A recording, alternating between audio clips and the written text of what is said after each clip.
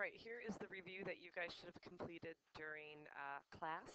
I'm going to go ahead and go over it with you since this is fairly new material, okay? The first objective, and then I will make another video. Well, I'll just make one big video. So you're going to have to fast forward. All right, using the flow chart that I gave you is how I'm going to approach every problem when it comes to simplifying the exponents. So in the first problem, I don't have any parentheses, so I don't have to distribute. But the second thing I suggest you do is that you organize and that you move your negative exponents. So that's where I'm going to start. I'm going to take my z to the sixth, that will stay in the top, and my z to the negative second and z to the negative fourth will move to the bottom because they're negative exponents, and when they move, um, they become positive exponents. So on the bottom, I can add those up for z to the sixth. And if you guys notice, z to the sixth divided by z to the sixth, anything divided by itself is just 1. So my final simplified answer here is 1.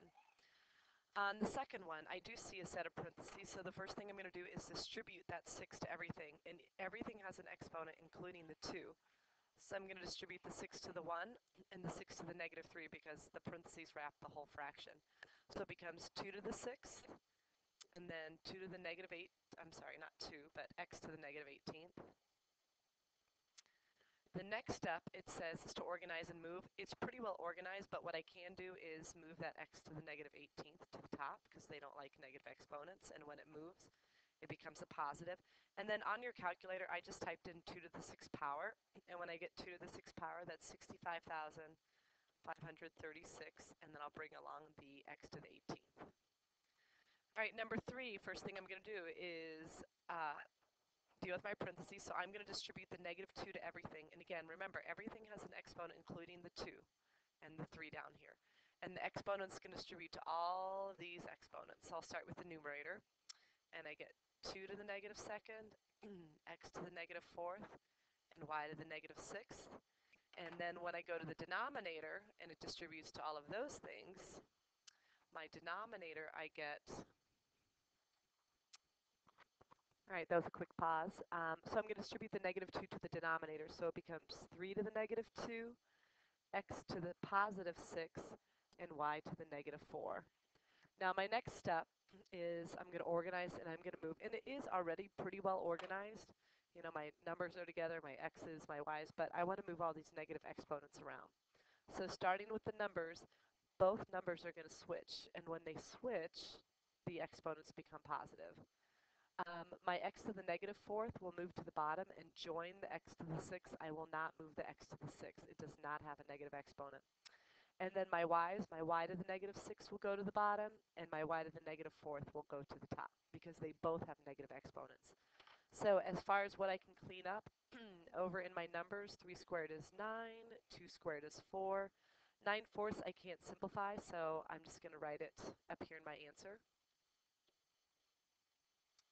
In my x's, I can combine my x's in the denominator for x to the 10th. And when I subtract my y's, 4 minus 6 is negative 2. So right now my y to the negative 2 is starting in the numerator. But the negative rule says it's going to move to the denominator. So when I'm done, I'm going to have y to the second in the denominator. Okay? All right, let's go to number 4. So number 4, no parentheses. The only thing I really have to start doing is organizing and moving. So my x to the 11th is going to stay where it is, and the x to the negative 3 will join it because of the next negative exponent, and when I move it, it becomes positive. My y to the 10th will stay where it is, but I'm going to move y to the negative first because of the negative exponent. And now when I look at my x's, I have 14 of them because I'm adding them. And my y's, I have 11 of them because I'm adding them as well. And that's number 4. All right, let's go to the next row.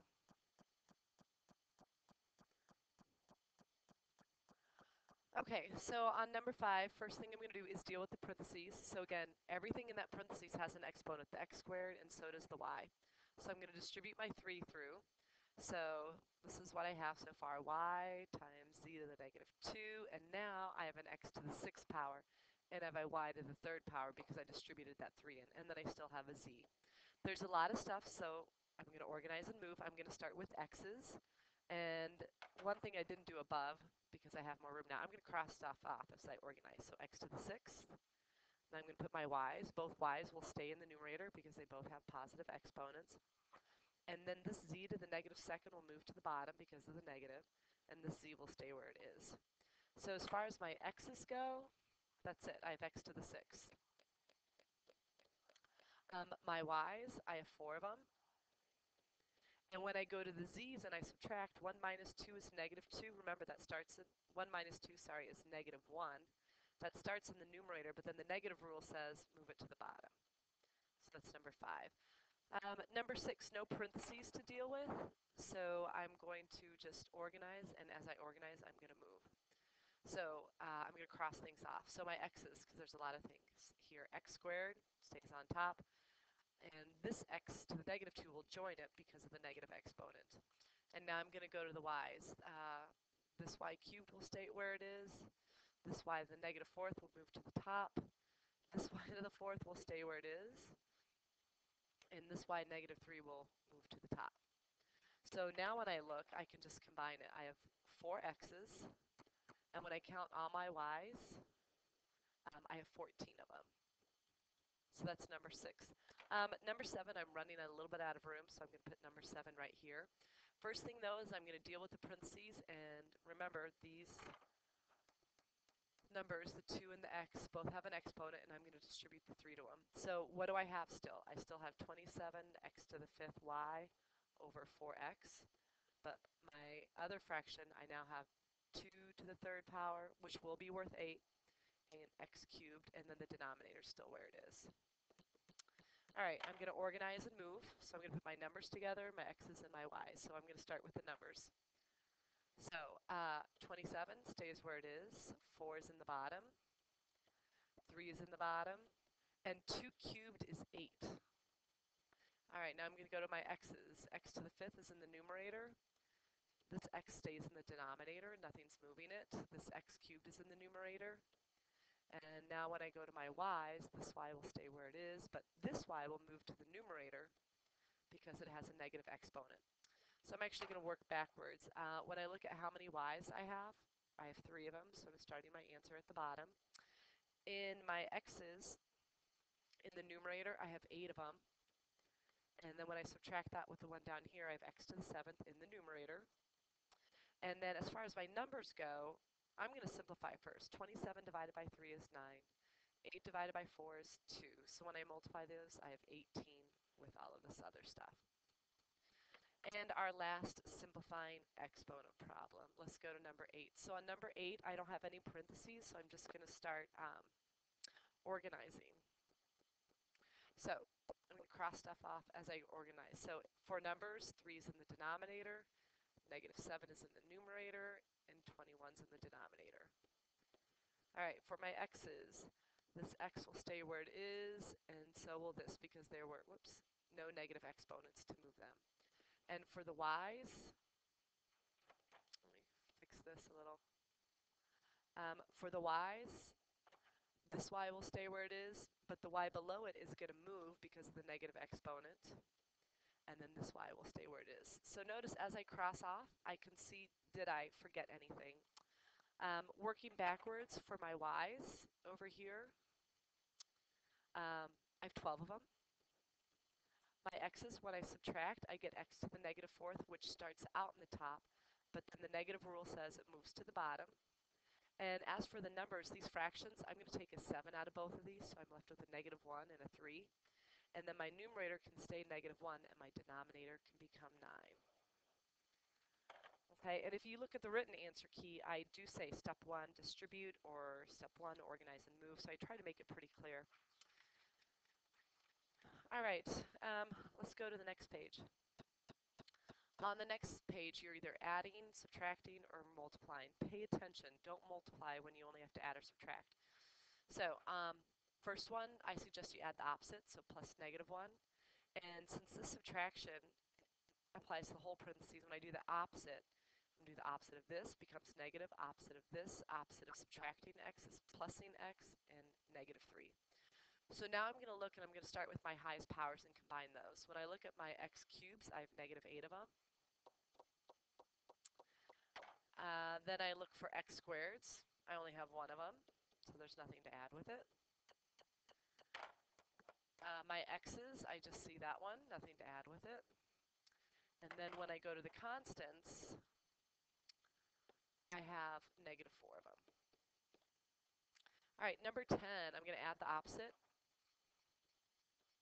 and I'm going to distribute. That's what this means. So 5x and 3x squared is 15, and then x cubed. 5x and -x is -5 with x squared, and 5x with the 3 is 15x. All right, 11.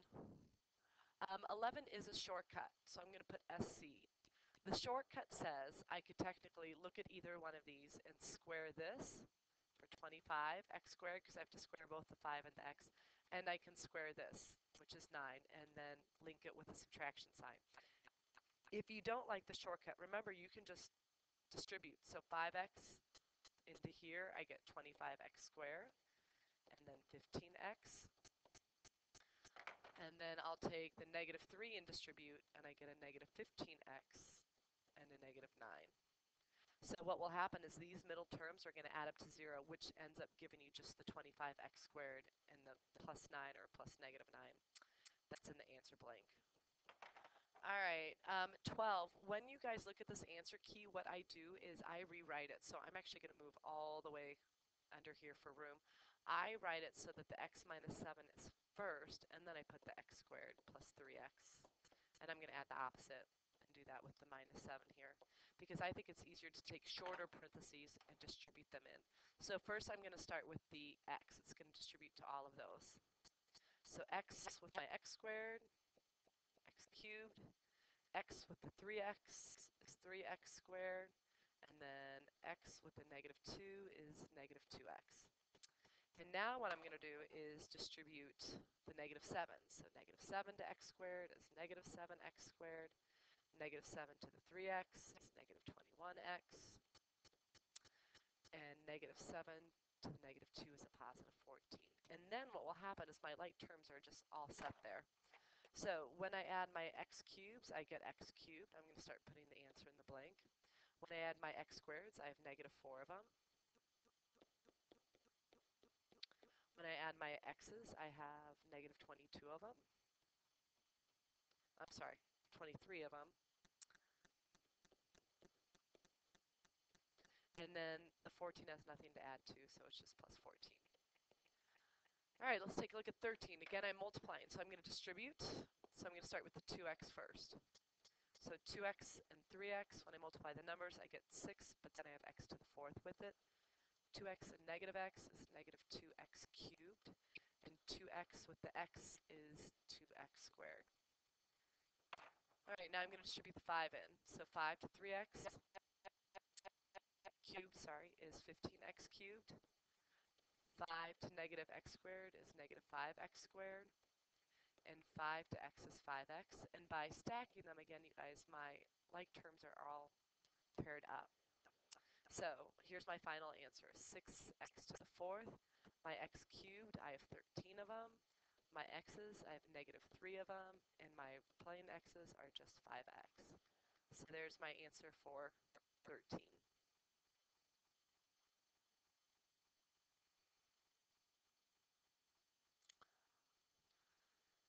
All right, 14 is a simple addition subtraction. First I'm going to add the opposite.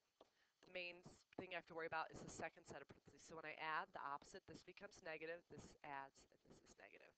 So let's start with the x cubed. That's the highest power. I have 9 of them. My next power to work with is x squared. And I have -3 of those.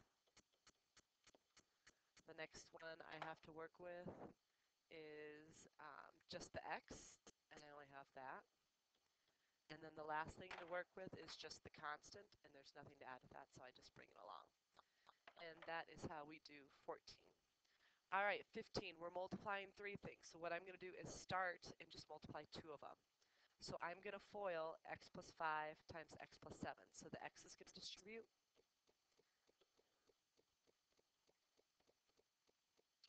And now the 5 is going to distribute.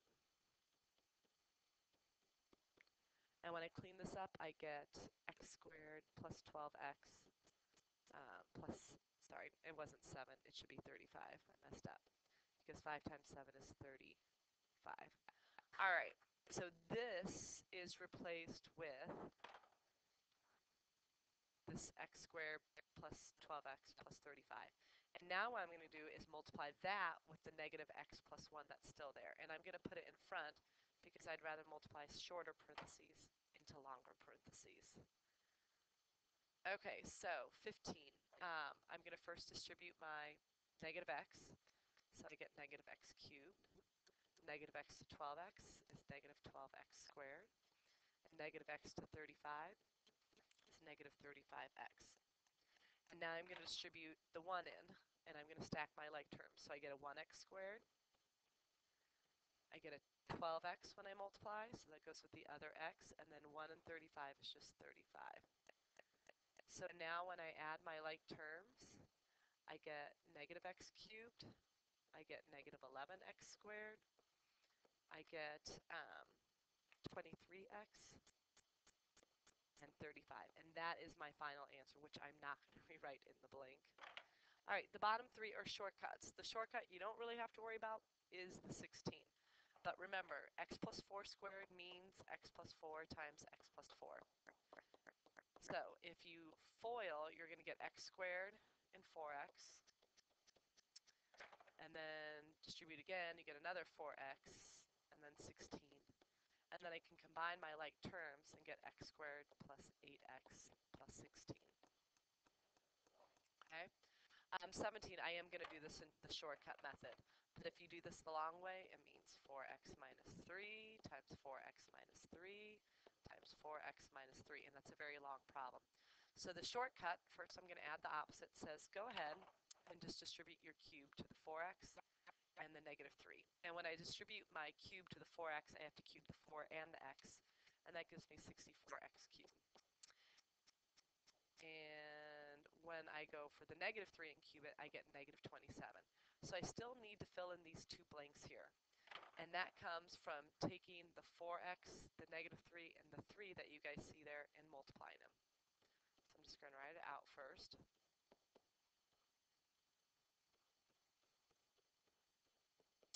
And in one of them, I'm going to square the 4x, and in the other one, I'm going to square the negative 3. So I'm going to start with the top one, where the 4x is squared. When I square the 4x, I square the 4 and the x, and that gives me 16x squared. And now what I'm going to do is just multiply the numbers, the 3, the 16, and the negative 3. And if I multiply all of those numbers, I get negative 144. And then the x squared just goes along. And then I can put that here. And then when I square the negative 3, I get a 9. So when I take that 9 times the 4 times the 3, I end up getting 108. And I can just bring along the x and then put that up here as well. All right, for 18, I don't have a lot of room, so I'm going to move to the bottom left-hand corner of your screen to do that. The shortcut says, again, I can cube the 3x and I can cube the 7. So I'm going to start with that. My 3x cubed, I cube the 3 and the x, so I get 27x cubed. And then I'm supposed to cube the 7, and when I cube the 7, I get 343. And now to fill in those two middle terms, I'm going to take the 3, the 3x, and the 7 that I see in my problem, write them down.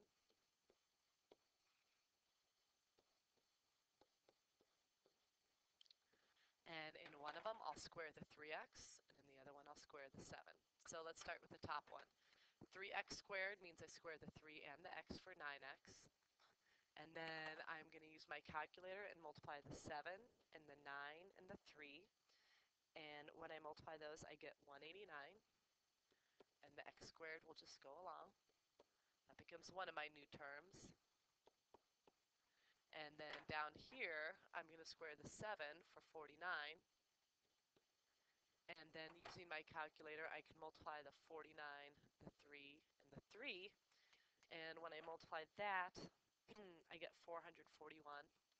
And I'll bring the x along, and I'll put that as my other term.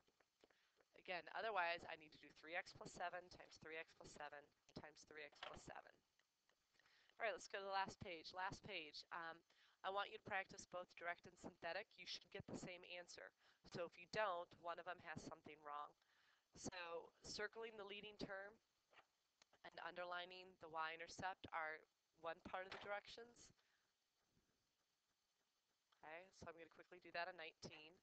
Here's my leading term. Here's my y-intercept. That's going to tell me where it hits the graph and my shape. Direct. You will be expected to show your work on there. So everywhere I see an X, I'm going to have a 2 and wrap it in parentheses.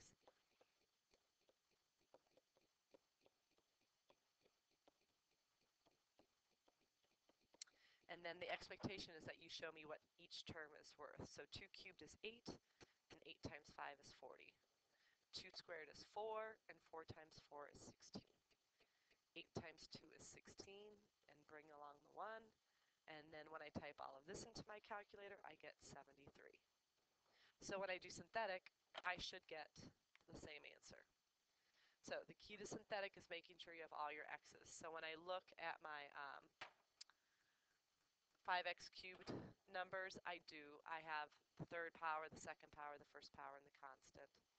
So the number I'm supposed to plug in goes here, and my coefficients, the numbers in front of the x, go here. So I'm going to bring down the 5, and then 2 times 5 is 10. Add that column for 14. 2 times 14 is 28. Add this column, and I get 36. 36 times 2 is 72, and when I'm done, I get 73. Same answer. So graphing. My y-intercept is 1. Put it there, mark it. A point that will be on my graph is if x is 2, y is 73. So I could say, look, here's 273. And then it's a bumpy line going uphill because of that odd power and because 5 is positive. And if you want, have your graph hit the x-axis 3 times. So let's see, here's 1, here's 2, here's 3. And your graph can look different than mine and still be correct. But it's got to be a bumpy line going uphill, going through those 2 points. All right, 20. Let's do our direct first. So I'm going to put a 2 in wherever I see an x.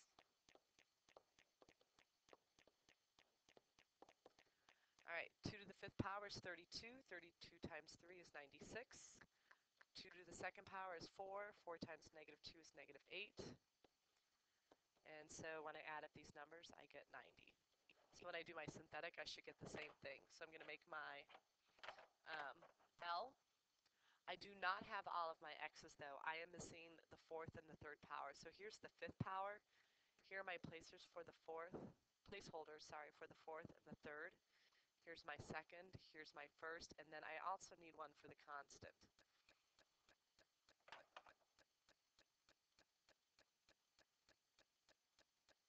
And the number I'm going to plug in, the 2 goes here. So bringing down the 3, I start to multiply. 2 times 3 is 6. Add that, and I get 6. 2 times 6 is 12. Add this column, and I get 12. Multiply again. 2 times 12 is 24. Add this column, and I get 22. 2 times 22 is 44. I'm going to add this column and get 45. And 45 times 2 is 90. And that answer is my number. Same answer.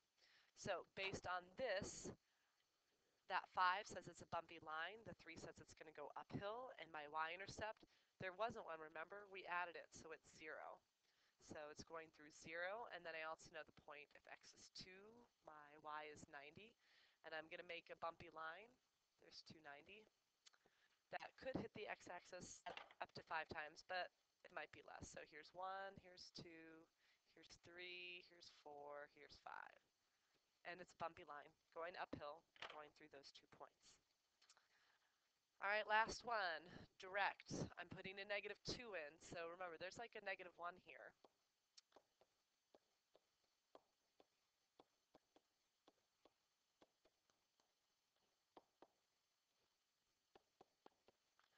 So going through, negative 2 to the 4th power is 16. 16 times negative 1 is negative 16. Negative 2 to the 3rd power is negative 8, and negative 8 times the other 8 is negative 64. 13 times negative 2 is negative 26, and then my negative 4. So if I add these all up, I get negative 110. That's my answer. So how would this look in synthetic? I'm going to put that down here. I'm missing my squared, so here's my fourth power, here's my third, here's my squared placeholder, here's my constant, here's my, I'm sorry, my first power and then my constant. The negative 2 that I'm evaluating goes there. Bring down the negative 1, start multiplying. Negative 1 times negative 2 is 2, add them up for 10. Multiply the 10 with the negative 2, that's negative 20. Add those up. Negative 20 and negative 2 is 40. Add those up and you get 53. 53 and negative 2 is negative 106. When I add those up, there's that negative 110 again. So based on this one, it is an bumpy u because of the even power. It's upside down because of the negative 1. My y-intercept is negative 4. And I know that if x is negative 2, I'm getting negative 110 from it. So I can say here's that point. And I'm going to do the best job I can to make a upside down bumpy u that hits the x-axis 4 times. So 1, 2, 3, 4. Okay. And that is your review. This will be due on the second day of that I see you next week. So for all the classes, that's going to be Tuesday. Okay? Have a great weekend.